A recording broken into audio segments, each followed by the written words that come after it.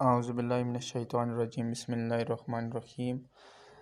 دوستو، اس سے پہلے ہم نے انٹرویو کے بارے میں نے آپ کو ایک پہلا ویڈیو کلپ جاری کیا تھا، جس میں نے کہا تھا کہ انٹرویو میں کچھ پوچھنے والی چیزیں کون کون سی ہو سکتی ہیں، اور ہم نے یہ بات کہی تھی کہ ہم ایک 10 ویڈیوز پر مشتمل ایک سیریز بنا رہے ہیں، جس میں ساری چیزیں انٹرویو کے ریلیٹڈ ہوں گی، اور مجھے امید ہے کہ آپ ان سب چیزوں کو دیکھتے رہیں گے، تاکہ آپ کو اپنے چینل کو سبسکرائب بھی کرنا ہے، تاکہ آپ کو ساری چیزیں ہر وقت ٹائم پر مل جائیں۔ تو سٹارٹ کرتے ہیں آج کا ویڈیو نمبر 2، جس میں ہم دیکھیں گے کہ انٹرویو میں مزید کون کون سے سوالات پوچھے جا سکتے ہیں۔ تو سب سے پہلے تو امیدوار جب داخل ہوتا ہے انٹرویو پینل میں، تو وہ کہتا ہے السلام علیکم، چیئرمین کہتا ہے وعلیکم السلام، تشریف رکھیے چیئرمین۔ پھر آہستہ آہستہ چیئرمین امیدوار سے یہ سوال پوچھتا ہے کہ آپ کے والد صاحب کیا کام کرتے ہیں، تو امیدوار کو اپنے والد صاحب آپ کے والد صاحب جو کام کرتے ہیں وہ آپ نے بتانا ہے۔ یہاں پہ میں نے بتایا کہ سر میرے والد صاحب ایڈوکیٹ ہیں۔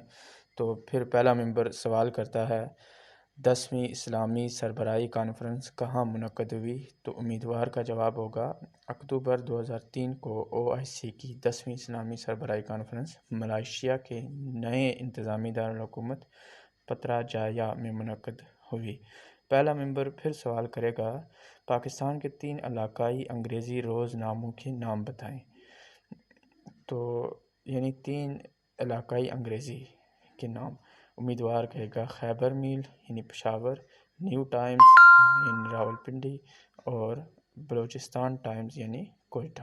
ٹھیک ہے، اب پھر دوسرا ممبر کو سوال کر سکتا ہے کہ 2004 میں امن کا نوبل پرائز کسے دیا گیا، تو امیدوار شیری آبادی پہلی ایرانی خاتون تھی، اس کو ملا تھا۔ ٹھیک ہے، دوسرا ممبر 2008 میں سیف گیمز کہاں منعقد ہوئی، امیدوار 2008 میں یا یہ 2006 ہے میں سیف گیمز سری لنکا میں منعقد ہوئی۔ دوسرا ممبر پاکستان میں پہلا ٹیلی ویژن سینٹر کب قائم کیا گیا، امیدوار پاکستان میں پہلا ٹیلی ویژن اسٹیشن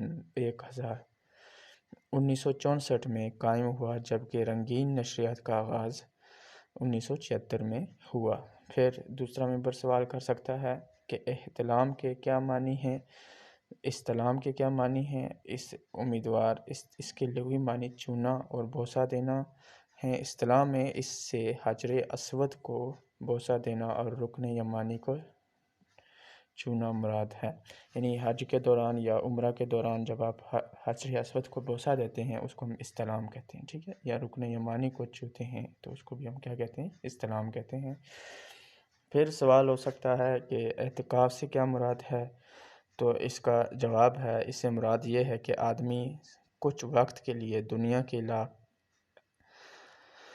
علائق و روابط اور تعلقات اور مصروفیات سے الگ ہو کر کسی ایسی جگہ میں جہاں یہ مسجد میں یا کسی ایسی جگہ میں بیٹھ جائے، وہاں صرف ذکر و فکر اور یاد الہی میں مشغول رہے، تو اس کو ہم اس سارے عمل کو ہم اعتکاف کہتے ہیں۔ عام طور پر اعتکاف 10 دن کا بھی ہوتا ہے، 20 دن کا بھی ہوتا ہے، 30 دن کا بھی ہو سکتا ہے، اور یہ رمضان کے مہینے میں زیادہ تر کیا جاتا ہے۔ تو پھر سوال پوچھا جا سکتا ہے آفاتی کے کیا معنی ہیں، تو اس کا جواب ہے میقات سے باہر کے علاقوں میں رہنے والوں کو اصطلاح میں آفاقی کہا جاتا ہے۔ اب پہلا ممبر اقامت سے کیا مراد ہے، نماز کے لیے جماعت کھڑی ہونے سے پہلے ایک شخص وہی کلمات دہراتا ہے جو اذان میں کہے جاتے ہیں، اور وہ دو بار قد قامت الصلاۃ بھی کہتا ہے، اس کو ہم اقامت کہتے ہیں۔ پھر پہلا ممبر پاکستان کی پہلی آئین ساز اسمبلی کا خاص اجلاس کب اور کس کی صدارت میں ہوا، تو اس کا جواب ہے 10 اگست 1947 کو کراچی میں صدارت جوگندر ناتھ منڈل نے کی۔ پھر پاکستان میں سب سے طویل دور حکومت کس کا تھا؟ جنرل ضیاء الحق کا تھا۔ یہ 5 جولائی 1970 سے شروع ہوا تھا اور 17 اگست 1988 کو تقریباً 11 سال 43 دن پر یہ ختم ہو گیا تھا۔ پاکستان آرمی کا پہلا کمانڈر ان چیف کسے مقرر کیا گیا؟ یہ بھی امپورٹنٹ کوسچن ہے۔ جنرل، اس کا جواب ہے جنرل فرینک میسوری کو۔ ہوائی فوج کا یعنی ہوائی فوج ایئر فورس کا سب سے بڑا عہدہ کون سا ہے؟ تو اس میں martial of the air force, ٹھیک ہے، یہ سب سے بڑا عہدہ ہے۔ پھر سوال ہوگا یوم ترویہ کا کیا مطلب ہے؟ اس سے مراد ذی الحجہ کی 8ویں تاریخ ہے۔ اسے یوم ترویہ اس لیے کہتے ہیں کہ اس دن حج کے اعمال شروع ہوتے ہیں اور جانوروں کو اچھی طرح سیراب کر کے سفر کے لائق بنایا جاتا ہے، یعنی قربانی کے قابل بنایا جاتا ہے۔ پھر سوال ہو سکتا ہے یوم عرفہ کی خصوصیات کیا ہیں؟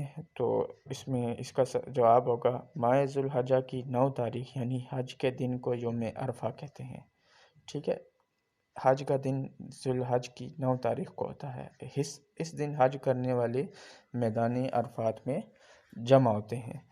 پھر یہ سوال ہو سکتا ہے رامائن اور مہابھارت کس کی کتابیں ہیں؟ رامائن اور مہابھارت شعر و شاعری کی مذہبی کتابیں ہیں۔ ان میں سے رامائن زیادہ معتبر خیال کی جاتی ہے، یعنی بھارت کی شعر و شاعری کی مذہبی کتابیں۔